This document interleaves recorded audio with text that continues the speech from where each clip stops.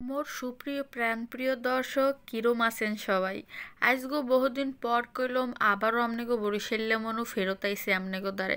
আর লগে হইরে লই আইছে সবচাইতে পছন্দের আর সবচাইতে বেশি চলে যে শরবত এই গরমে হেইডা। আইজ আমনেগো তৈরি করে দেখামু আমপোড়া শরবত। আপনারা কইলো মেডারে আমপান্নাও কইতে পারেন। তো এই গরমে যারা হুগাইয়ে গেছেন এককালে শক্ত কাডেন নাহান হয়ে গেছেন, হেরা মোর এই ড্রিঙ্কসটা খাইয়া এখনই সতেজ হয়ে যাইবেন। প্রথমে মুই 3টা আম লইছি মাঝারি সাইজে, দেখেন স্ট্যান্ডের উপরে বয় দিছি গ্যাসের চুলায়। এখন এই 3টারে ভালো হইয়া করকরা পোড়া দিতে হইবে। আস্তে আস্তে এটার এরম একটু উল্টাইয়ে পাল্টাইয়ে দেবেন কিছু দিয়ে একটা দিয়ে দৌড়িয়া। এরপর এটা চুলাটা অফ করে দেবেন। যখন দেখবেন পুড়ে গেছে এবার ঠান্ডা হইলে এটারে আস্তে আস্তে ছিলে লইবেন। এককালে বেশি গরম থাকা অবস্থাতে আবার ছেলতে যাইয়েন না, হ্যালে আমপোড়া শরবত খাওয়ার আগে আপনার আটটাই না পুড়ে যাইবে গরমের ঠেলায়। এর লগে ভালো হইলে এটারে আস্তে আস্তে সারাইয়ে কাইডে লইবেন। মন না হয় এইরকম একটা ছুরি আর কাটা চামচ লইয়ে লইতে পারেন, হ্যালে সুবিধা হইবে। তো তিনোটাই মুই ভালো হইরে সারাই লইছি।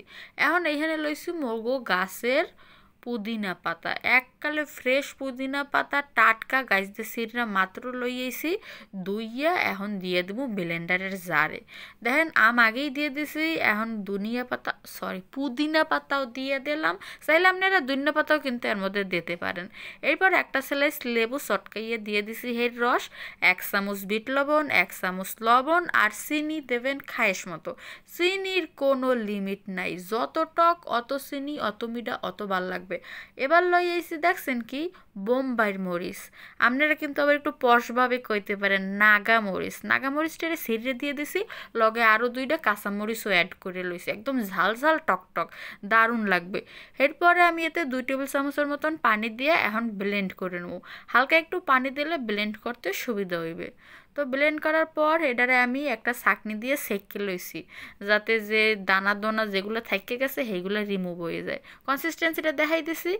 এখন গ্লাস ডেকোরেট করার লইগা একটু সুন্দর করে বোঝেন না, পশগিরি দেখান লাগবে না, হেয়ার লইগা মুই গ্লাসের মধ্যে লেবুর রস মাইকে চিনি আর মরিচে গড়াইয়া লইছি। এবার আম পান্না বা এই আমের যে পিউরিটা বানাইছি সেটা নিজের ইচ্ছা মতো গ্লাসে দিয়ে দেবেন।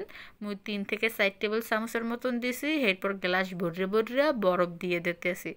এই গরমে যদি বরফ না খান তাহলে খাইছেনটা কি, আপনি জীবনে কিচ্ছু খান নাই।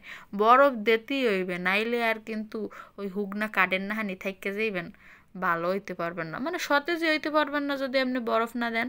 এরপর চাইলে ঠান্ডা পানিও দিতে পারেন অথবা নর্মাল পানি দিয়ে দেবেন। আর মুই যে মরিচ আর চিনি মিশাইছিলাম ডেকোরেট করার লগে সেইটা আবারও অ্যাড করে দিলাম, যাতে দেখতেও সুন্দর লাগে আর খাইতেও বেশি মিডে মিডে লাগে।